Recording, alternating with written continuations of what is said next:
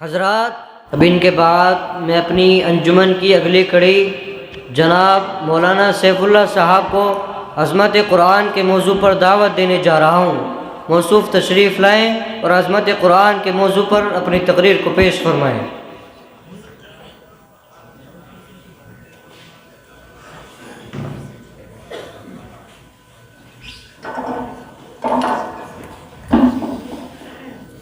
نحمده ونصلي على رسوله الكريم اما بعد فاعوذ بالله من الشيطان الرجيم بسم الله الرحمن الرحيم انا نحن نزلنا الذكر وانا له لحافظون وقال النبي صلى الله عليه وسلم خيركم من تعلم القرآن وعلمه او کما قال علیہ الصلاۃ والسلام۔ صدر محترم اور معزز و مشفق اساتذہ کرام، آج کی اس پر رونق مجلس میں میرا موضوع سخن قرآن مجید ہے۔ وہ قرآن کریم جو کہ سرچشمہ رشد و ہدایت، منبع اسرار و حکم، خزینہ رحمت و برکت، ذخیرہ حکمت و موعظت، معدن احکام و شریعت، مرکز نجاح و فلاح اور فارق حق و باطل ہے، جس عظیم الشان کتاب کا تعارف خود اللہ تبارک و تعالی نے کرایا ہے اور بار بار مختلف انداز میں کرایا ہے۔ ارشاد ربانی ہے ان ھذا القرآن یہدی للتی ہی اقوم، یہ وہ کتاب ہے جو درست راستے پر لگا دیتی ہے۔ حضرات، قرآن کریم رب کائنات کی طرف سے نازل کیا ہوا وہ حسین تحفہ اور گلدستہ ہے کہ جس نے صرف 23 برس کی قلیل مدت میں پورے عالم میں وہ انقلاب برپا کر دیا کہ جس میں بڑے سے بڑے فصیح و بلیغ زبان کا دعویٰ کرنے والوں نے گھٹنے ٹیک دیے۔ یہی وہ قرآن ہے جس کی آیتوں کو سن کر پتھر جیسا جگر رکھنے والے انسان بھی ایمان لانے پر مجبور ہو گئے۔ یہی وہ قرآن ہے جس کی آیتوں کو سن کر انسان تو انسان، جنات بھی ایمان لانے پر مجبور ہو گئے۔ یہی وہ قرآن ہے جس کی آیتوں کو سن کر عمر جیسا سخت دل انسان بھی ایمان لانے پر مجبور ہو گیا۔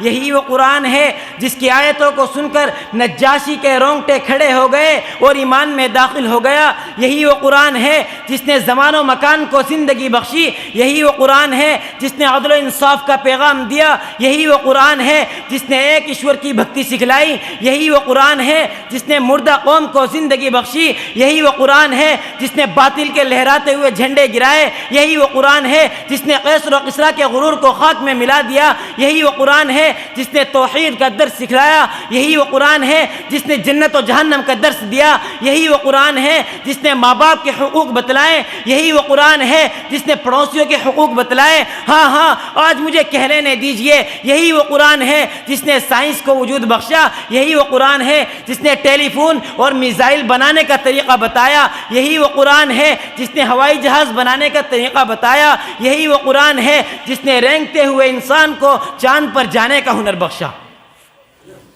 مگر افسوس صد افسوس، آج کے اس پرخطر اور نازک دور میں حفظ کلام پاک کو فضول اور بیکار سمجھا جا رہا ہے۔ اس کے الفاظ رٹنے کو حماقت بتلایا جا رہا ہے۔ کہا جا رہا ہے کہ اس کا رٹنا اور بے سمجھے پڑھنا بے سود ہے۔ ہائے افسوس، اس صاف اور شفاف روشن کتاب کے بارے میں ہمارا اور آپ کا یہ خیال کہ جس کے بارے میں محسن انسانیت صلی اللہ علیہ وسلم نے ارشاد فرمایا اقرأ وارتق ورتل كما كنت ترتل في الدنيا فإن منزلك عند آخر آية تقرأها، کہ کل قیامت کے دن حافظ قرآن سے کہا جائے گا کہ قرآن پڑھتا جا اور جنت کی سیڑھیوں پر چڑھتا جا اور ٹھہر ٹھہر کر پڑھ جیسا کہ تو دنیا میں پڑھا کرتا تھا، بس تیرا مقام اور ٹھکانہ وہی ہے جہاں تو آخری آیت پر پہنچے۔ عزیزو، یہ قرآن عجیب کتاب ہے۔ میں کہوں گا جس طرح میرے محبوب کی نبوت قیامت تک ہے، اسی طرح رب کا قرآن بھی قیامت تک ہے۔ اگر میرا خدا رب العالمین ہے اور میرا محبوب رحمت للعالمین ہے تو یہ قرآن بھی ہدی للعالمین ہے۔ جب تک خدا کی خدائی رہے گی، مصطفیٰ کی مصطفائی رہے گی، اسی وقت تک قرآن کی بھلائی رہے گی۔ بزرگوں، قرآن بے مثال ہے، قرآن لا زوال ہے، قرآن لا ریب ہے، قرآن زندہ جاوید معجزہ ہے۔ یہ میں نے نہیں کہا، لوگوں، قرآن نے یہ کہا کہ لوگوں مجھے پڑھتے ہو، میں بتاؤں میں کون ہوں؟ میرا تعارف پوچھنے سے پہلے مجھ سے پوچھو میری حیثیت کیا ہے۔ قرآن نے کہا کہیں ایسا نہ ہو تم مجھے پڑھ جاؤ، بعد میں کہو کہ اسے تو بدل دیا گیا تھا، بعد میں کہو کہ اسے تو شرابیوں نے لکھا تھا، بعد میں کہو کہ اس کے تو کئی حصے نکال دیے گئے تھے، بعد میں کہو کہ اس کا تو سارا ہی حصہ بدل دیا گیا تھا۔ ان کے لیے 114 سورتوں میں جو پہلی سورت کا پہلا لفظ الف لام میم ہے، اس کو پڑھنے کے بعد قرآن اپنی حیثیت کو متعین کرتا ہے تاکہ پہلے میری حیثیت کو پڑھا جائے، پھر آگے چلا جائے کہ کوئی شک و شبہ باقی نہ رہے۔ اسی لیے قرآن نے ڈنکے کی چوٹ اعلان کیا، ذالک الکتاب لا ریب فیہ، یہ وہ کتاب ہے جس میں کوئی شک نہیں۔ اور اسی قرآن کی عظمت کو بیان کرتے ہوئے ہمارے نبی محمد صلی اللہ علیہ وسلم نے ارشاد فرمایا، فضل کتاب اللہ علی سائر الکتب کفضل اللہ علی سائر الخلق۔ جس طرح اللہ کا درجہ تمام مخلوق پر ہے، اسی طرح کتاب اللہ کا درجہ بھی تمام کتابوں پر ہے۔